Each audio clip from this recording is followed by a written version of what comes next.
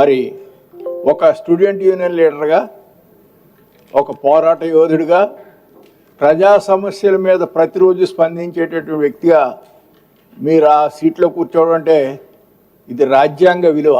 రాజ్యాంగం మనకిచ్చినటువంటి నైతిక హక్కు. ఈ భారతదేశంలో స్వాతంత్ర సమర యోధులు కానీ, స్టూడెంట్ యూనియన్ లీడర్స్ కానీ, లేకపోతే పోరాట యోధులు కానీ వీరున్నప్పుడే ప్రజాస్వామ్యం మరి ఎంతో చక్కగా ప్రడవిల్తుందనేది ప్రగాఢమైన విశ్వాసం మాకు. ఎందుకంటే గాలివాటంగా వచ్చిన వాళ్ళు, యాక్సిడెంటల్ పొలిటీషియన్స్ ఈ రాజ్యాంగాన్ని కాపాడలేరు. మీలాంటి ఒక యువకుడు, పోరాట యోధుడు, స్టూడెంట్ యూనియన్ లీడర్, బోరన్ లీడర్ ఈ సభకి అధ్యక్ష స్థానంలో ఉంటే దీని గౌరవం, డెకరము, డిగ్నిటీ అన్నీ కూడా రాజ్యాంగ పరంగా కాపాడపడతాయని మేము బాగా విశ్వసిస్తూ thank you very much sir. Thank you all. Srinivas గారు.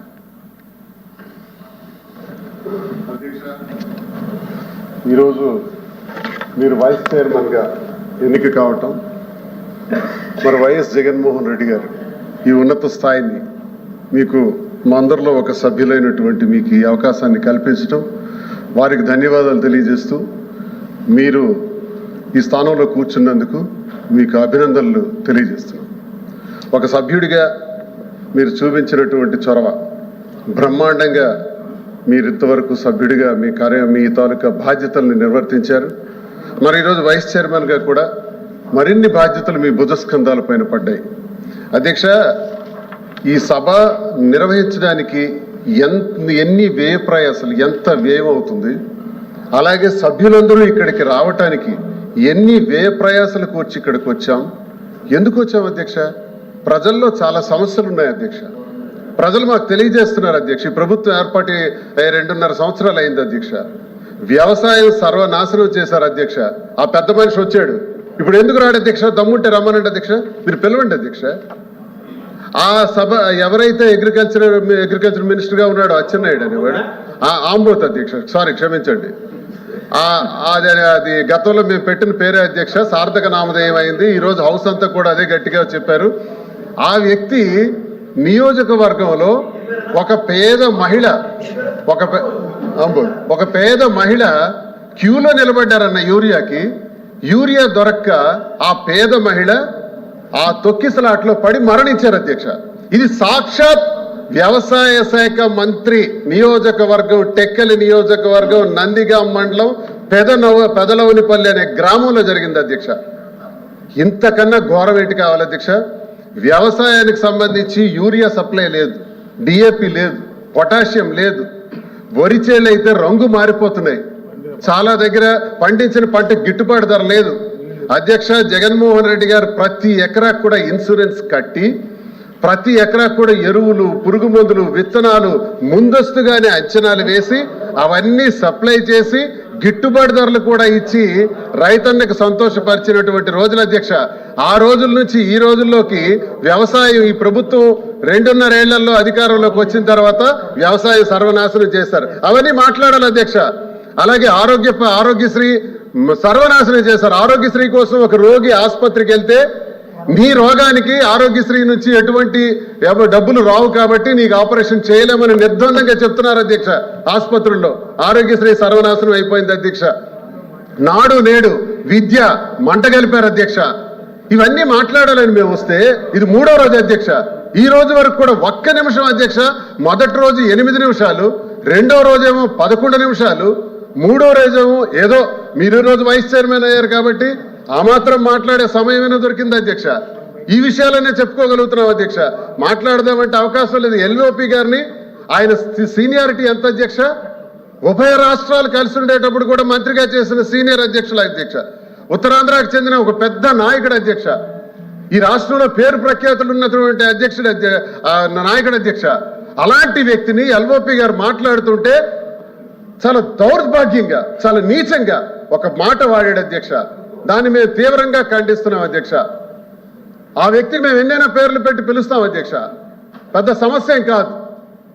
ఆ వ్యక్తికి మేము కోరుతున్నాం అధ్యక్ష, క్షమాపణ చెప్పాలి అధ్యక్ష.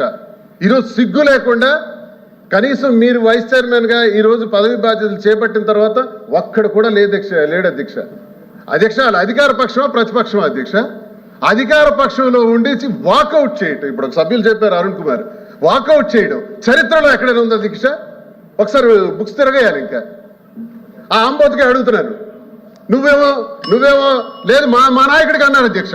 మా నాయకుడికి అనేటప్పుడు మా రక్తం అసలు నరాలు మీకు మేము చాలా తెగిపోయినంత పని అయింది, చాలా బాధపడ్డాం.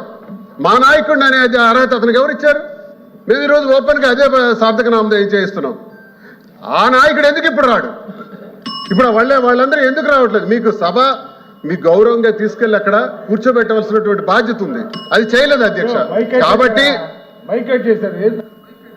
ఇక్కడ తీసేశారు మైక్ తీసారా? ముందు మైక్ ఉంది.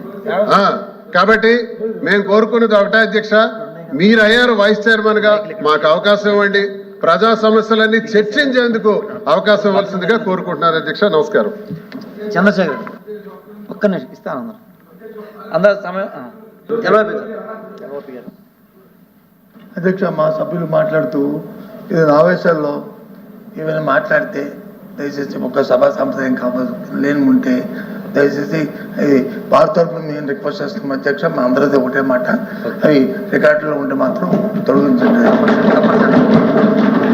చంద్రశేఖర్ రెడ్డి గారు తక్కువ సమయం ఉంది కాబట్టి ఇంకా చాలా మంది ఉన్నారు. నమస్కారం. ఈరోజు చాలా సంతోషంగా ఉంది అధ్యక్ష. మాతో పాటు ఒక కమిట్మెంట్ కలిగినటువంటి ఒక లీడర్ ఈరోజు ఈ శాసన మండలికి సంబంధించి డిప్యూటీ చైర్మన్గా ఏకగ్రీవంగా ఎంపిక కావడం అన్నది చాలా సంతోషం అధ్యక్ష. వైఎస్ జగన్మోహన్ రెడ్డి గారు ఎప్పుడు కూడా ఒక కమిట్మెంట్తో పనిచేసేటువంటి లీడర్స్కి మనం అవకాశం ఇవ్వాలా, వారి ద్వారా ఈ ప్రజల సమస్యలని కానీ ఈ ప్రజలకు కావాల్సినటువంటి విషయాలన్నింటిలో కూడా మనం పోరాడాలన్న ఆలోచన కలిగినటువంటి వ్యక్తి. మరి ఆయన చెప్పినటువంటి డైరెక్షన్స్లో అందరం కూడా మిమ్మల్ని డిప్యూటీ చైర్మన్గా చేసుకోవడం మా అందరి అదృష్టం అని కూడా అంటా ఉన్నాను అధ్యక్ష.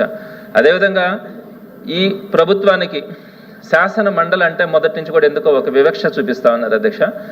ఎగ్జాంపుల్ చెప్పాలంటే నిన్నటి రోజున డిఎస్సి గురించి పక్కన మొదటి రోజే మొదటి క్షణాల్లోనే అక్కడ చర్చకు వచ్చి ఇక్కడ ప్రతిపక్షంలో డిమాండ్ చేస్తా ఉన్నా కూడా శాసన మండలిలో వారు చర్చించడానికి ఈ రోజుకి కూడా ముందుకు రాకపోవడం, వారు చేసినటువంటి తప్పులు కానీ అక్రమాలు కానీ అన్యాయాలు కానీ అవన్నీ కూడా ఎక్కడ బయటపడతాయన్న ఉద్దేశంతో ఈ శాసన మండలి గొంతు నొక్కడానికి వాళ్ళు ప్రయత్నిస్తూ ఉన్నారు అధ్యక్ష. అదేవిధంగా రెండో పాయింట్ కూడా మన ఎల్ఓపి గారిని అవమానించడం కానీ చైర్మన్ గారిని కూడా గతంలో అనేక సందర్భాల్లో శాసన మండలి చైర్మన్ గారిని కూడా వారు అవమానించినటువంటి పరిస్థితి ఇందాక కూడా చూసాం, వారు మాట్లాడినటువంటి తీరు.